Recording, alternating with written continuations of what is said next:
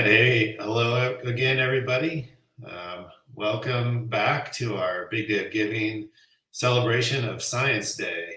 And I am here with Shandon Lloyd, and she is one of two of our newest members of the Headwaters Science Institute Board of Directors. So I'm super happy to meet her for the first time, actually, myself, and also introduce her to our community. And I was just want to, before we jump into our conversation, remind everybody that the reason why we are on here live is that we're raising money for our school programs. And we want to make sure that all the programs for schools that need them the most in underserved communities in the Sacramento area and all over the country, really, we want to make sure that they remain free for all the schools that need them the most. So the website, the Big Day of Giving website, is scrolling below on the screen, as you can see, and just head over there to that page and make any donation that you're able to, and we really appreciate it. So with that, Shannon, I'll let you take it away and maybe just introduce yourself and let us know about your background with education and why you became interested in joining our board. Well, first of all, I would like to say I'm thrilled to have joined the board and have been aware of Headwaters for about 15 years. And so it's very exciting for me to finally get to have a more active role in Headwaters expansion and supporting their programs and things like that. My background intellectually was environmental history and then water resources. Professionally, I worked as an event planner in various capacities internationally and also for universities. So in the nonprofit world and civic engagement, I've served on town committees and water district committees, and I've also have two kids, was very involved in their education, school boards, served on boards doing development and outreach and event planning. So I kind of, that skill set combined with my sort of natural interest in the environment makes it a good fit for Headwaters. My interest in Headwaters started 15 years ago, as I said, when I was looking for a way to teach my kids about the great park of the Sierras that they were spending time in. And they came back from a day with Meg, who's the executive director of Headwaters. They came back from a day in Van Norden Meadow where they learned about toads and streams, and all they could do was try to educate me on these things. And they were so excited and so connected to sort of what was going on in our backyard. It was really inspiring to see. And as Headwaters has grown, my daughter got older and she ended up participating in the girls' science camp. And I think that camp, in addition to giving her the confidence to develop questions on her own and sort of be more curious and confident, it ultimately contributed to her decision to go to a all women's college. I think that and pursue a field in STEM. So Headwaters has impacted us personally. And I think an organization that can spark curiosity in the natural world and give students the skills to think critically is important for the world, really. We're not going to tackle things like climate change and the effects of climate change without the next generation being able to think critically and care about natural processes and connect them to their daily lives. So anyway, that's sort of my interest in Headwaters and my background. I can continue to talk, or you can ask me questions. No, yeah, I mean that's really great that you have kind of a direct connection with Headwaters, and one of your children went through the programs, so you've seen firsthand. I mean, what would you recommend for a parent or a student watching this who's maybe interested in science, thinking about diving in a little deeper? Why would you recommend Headwaters, and how did that kind of that impact? You just said it impacted your daughter and her choice to go to college and study. So I would say field work is so important to connecting classroom curriculum and sort of deepening that understanding of science and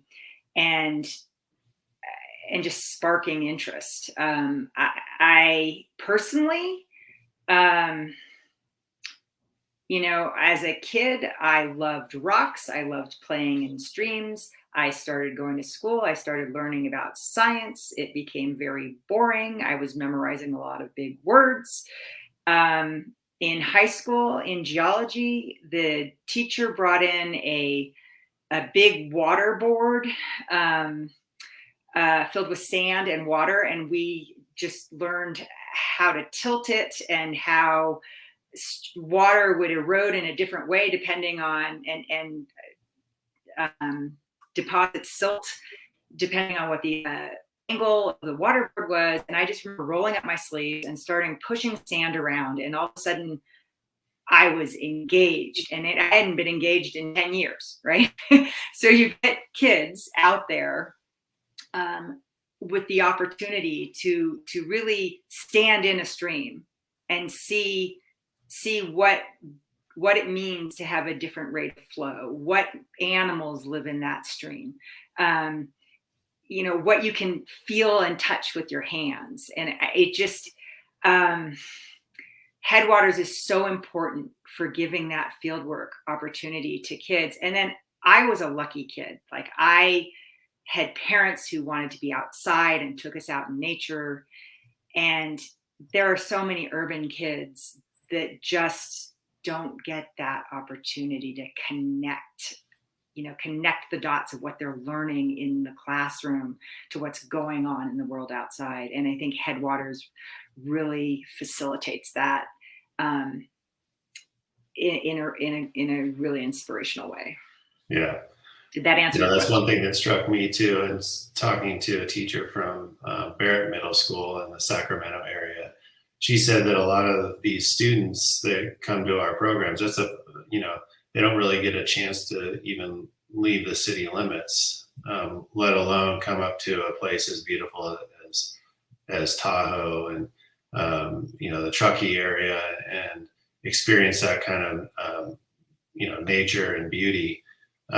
What are you're up there, you live up there, and what are some of your favorite parts about that area, and just getting to be out in it, and now being connected with a nonprofit that brings students out there and lets them experience it as well?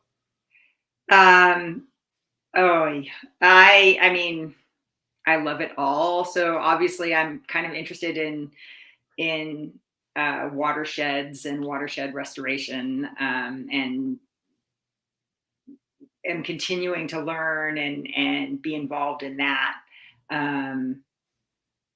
I like seeing, my daughter actually worked at the younger kids camps last year, and that's really fun to see the little kids out there with their nets, catching bugs and just really interacting and knowing this place that they live in, and understanding if they litter, where that litter goes and how that affects the wildlife, or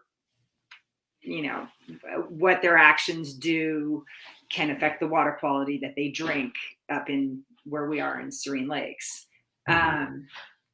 These things are all really important. I think what I value, I think the biggest changes you can sort of make to people's behavior is by educating them. I think fundamentally people are pretty genuinely good and may not know that they're doing the wrong thing, like may not know that having a lawn on a lake is bad for the lake. If you tell them, or if you educate their kids about it, they're going to change their behavior, and that improves water quality for everybody. And I know I keep harping back on water, but that's my area. So, and it's a nice thing to, I think, have families in Serene in the summertime be able to put their kids in a camp that answers those questions and teaches them about the various trees they're seeing and what lives in the woods and how to behave around the animals and critters that they see. So Right. All that's really great. Yeah. Well, that's great. That's a great connection to have to that area. And I'm sure that moving forward, being able to share that with new students and be able to allow them to experience that as well will be rewarding for you. So we're happy to have you on the board. I'm glad to be here. It's very rewarding helping nonprofits, but there's this huge there's a lot of great nonprofits doing a lot of great different things, and I've sort of whittled it down. Where can my time and money make the best impact? And it's really for my values, which tend to focus on the environment. An organization like Headwaters is a good match because they're educating more people in the long run to be able to go out and do better things, right? So you can send a bunch of money to an organization that's going to preserve a bunch of land, and there's a lot of value in that.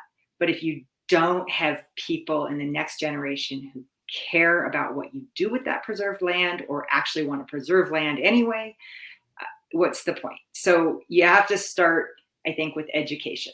And so I really love Headwaters for that. Yeah. Donating to education is definitely exponential, and you definitely get back what you give. Right. So I'm going to shout out to other people who are listening or may come across this. It's, Headwaters is doing great things. They're teaching kids to have good critical thinking skills. There's opportunities out there for high school students to do independent research, which I know,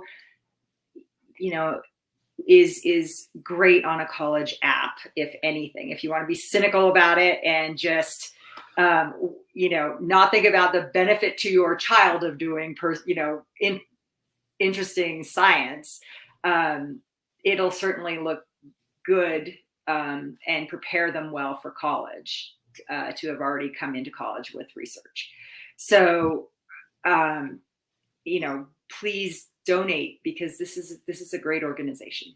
Yeah, that's a good point. We just a couple months ago, I talked to a former research experience student from just last year, and he was accepted to Penn. So that's cool, at the Ivy League. And then we also have a former research experience student who is going to CSU Los Angeles right now, and she's 14 years old. So,